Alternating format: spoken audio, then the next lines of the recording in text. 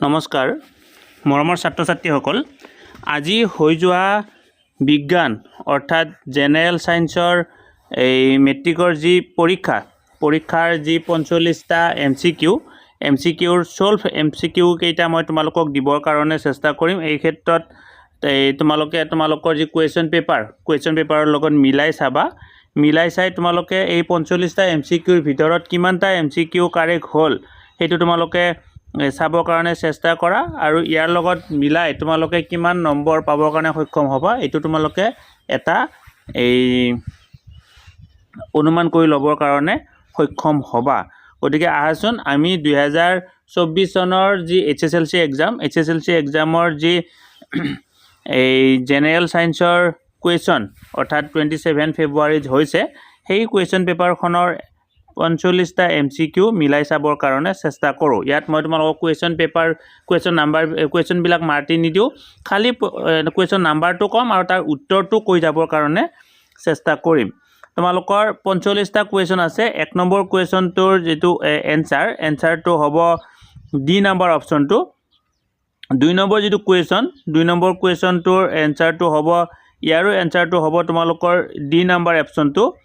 3 number যিটো option 3 number যিটো কুৱেশ্যনটোৰ এনচাৰটো হ'ব বি নম্বৰ অপশ্যনটো।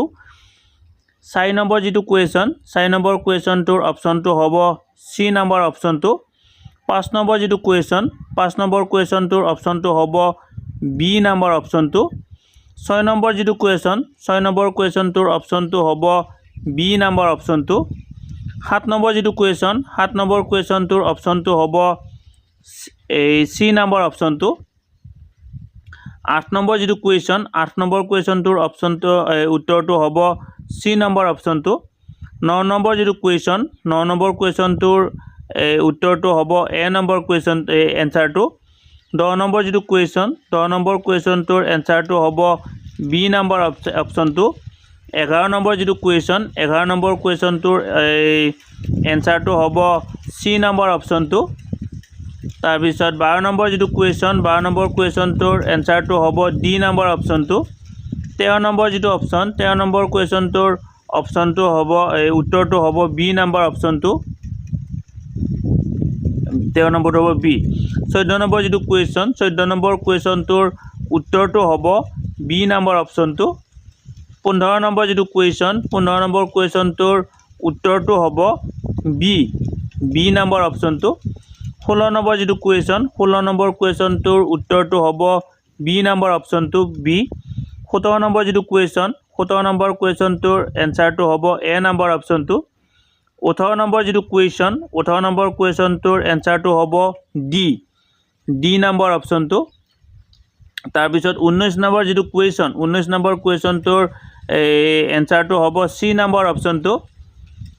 তাৰপিছত চি নম্বৰ অপশ্যনটো 19 নম্বৰ গ'ল। তাৰপিছত 20 নম্বৰ যিটো কুৱেশ্যনটোৰ এনচাৰটো হ'ব চি নম্বৰ অপশ্যনটো। 21 নম্বৰ যিটো কুৱেশ্যনটোৰ এনচাৰটো হ'ব চি নম্বৰ অপশ্যনটো। 22 নম্বৰ যিটো কুৱেশ্যনটোৰ অপশ্যনটো হ'ব চি নম্বৰ অপশ্যনটো। 23 নম্বৰ যিটো কুৱেশ্যনটোৰ অপশ্যনটো হ'ব চি নম্বৰ অপশ্যনটো। 24 নম্বৰ যিটো কুৱেশ্যনটোৰ অপশ্যনটো হ'ব চি নম্বৰ কুৱেশ্যনটো।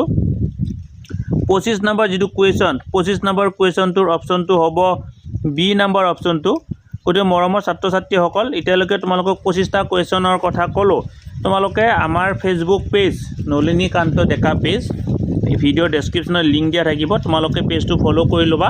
তাত আমি এনেকুৱা ধৰণৰ বিভিন্ন শিক্ষামূলক ভিডিঅ'বিলাক দিওঁ আৰু ইতিমধ্যে যিহেতু তোমালোকৰ অংক, হিন্দী আৰু আমাৰ জিঅ'গ্ৰাফীৰ পৰীক্ষা হ'বৰ কাৰণে বাকী আছে, তাৰ তোমালোকে কমন কুৱেশ্যনেই হওক বা তেনেকুৱা ধৰণৰ ভিডিঅ'বিলাক পাবা।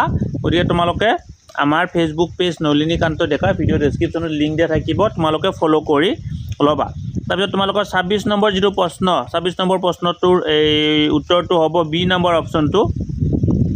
27 নম্বৰ কুৱেশ্যনটোৰ অপশ্যনটো হ'ব বি নম্বৰ অপশ্যনটো। 28 নম্বৰ যিটো প্ৰশ্নটোৰ অপশ্যনটো হ'ব চি নম্বৰ অপশ্যনটো। 29 নম্বৰ কুৱেশ্যনটোৰ অপশ্যনটো হ'ব চি নম্বৰ অপশ্যনটো। তাৰপিছত 30 নম্বৰ কুৱেশ্যনটোৰ অপশ্যনটো হ'ব বি নম্বৰ অপশ্যনটো।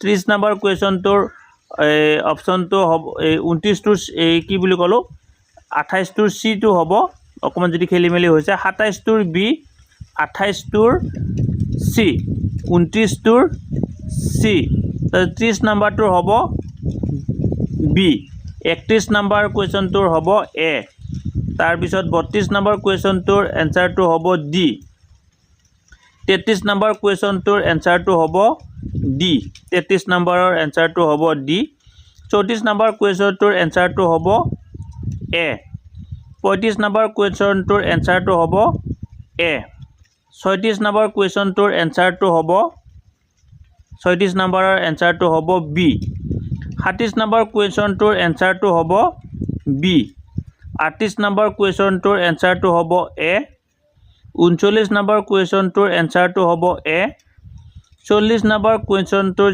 এনসাৰটো হ'ব A 41 নম্বৰ কুৱেশ্যনটোৰ এনসাৰটো হ'ব D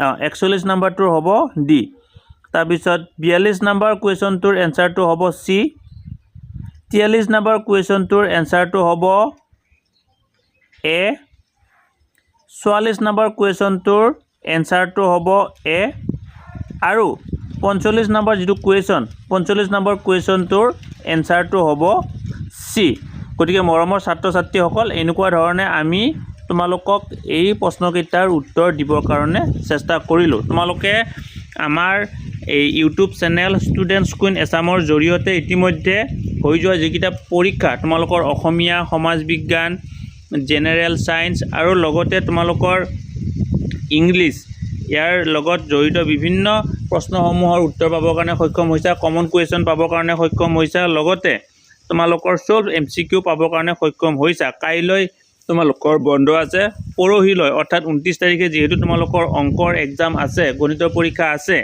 তাত তোমালোকৰ কমন এক্সাম কমন কুৱেশ্যন বা তোমালোকৰ এনেকুৱা ধৰণৰ সলভ এমসিকিউৰ কাৰণে ইতিমধ্যে আমি তোমালোকক আকৌ সহায় কৰিবৰ কাৰণে চেষ্টা কৰিম তোমালোকে আমাৰ YouTube channel students queen Assam এতিয়ালৈকে যদি সাবস্ক্ৰাইব কৰা নাই অনুগ্ৰহ কৰি সাবস্ক্ৰাইব কৰিবা আৰু আজি যদি তোমালোকে প্ৰথমবাৰৰ কাৰণে চাইছা তোমালোকৰ লগৰ বন্ধু বান্ধৱীসকলকো চেনেলটো সাবস্ক্ৰাইব কৰিবৰ কাৰণে অনুপ্ৰাণিত কৰিবা আৰু তোমালোকে চেনেলটো তোমালোকৰ লগৰ বন্ধু বান্ধৱীসকললৈকে ফৰৱাৰ্ড কৰিবা এই ভিডিঅ'টো যাতে ফৰৱাৰ্ড কৰিবা যাতে তোমালোকৰ দৰে তেওঁলোকৰ ভিডিঅ'টোৰ এই কমন এমসিকিউ সলভ এমসিকিউখিনি চাই তেওঁলোকৰ কিমানটা প্ৰশ্নৰ উত্তৰ শুদ্ধ হৈছে বা অশুদ্ধ হৈছে সেইখিনি গম পাবৰ কাৰণে সক্ষম হয় ভিডিঅ'টো ইমানতে সামৰিছোঁ ধন্যবাদ ষ্টুডেণ্টছ কুইন এছাম নামৰ ইউটিউব চেনেলটোৰ জৰিয়তে আমি ছাত্ৰ ছাত্ৰীৰ কাৰণে বিভিন্ন ধৰণৰ শিক্ষামূলক ভিডিঅ' লগতে পৰীক্ষা উপযোগী ভিডিঅ' প্ৰস্তুত কৰিবৰ কাৰণে চেষ্টা কৰোঁ তোমালোকে যদি আজি প্ৰথমবাৰৰ কাৰণে এই চেনেলটো চাইছা অনুগ্ৰহ কৰি চেনেলটো সাবস্ক্ৰাইব কৰিবা আৰু ওচৰতে থকা বেল আইকনটো প্ৰেছ কৰি অল নটিফিকেশ্যন কৰি থৈ দিবা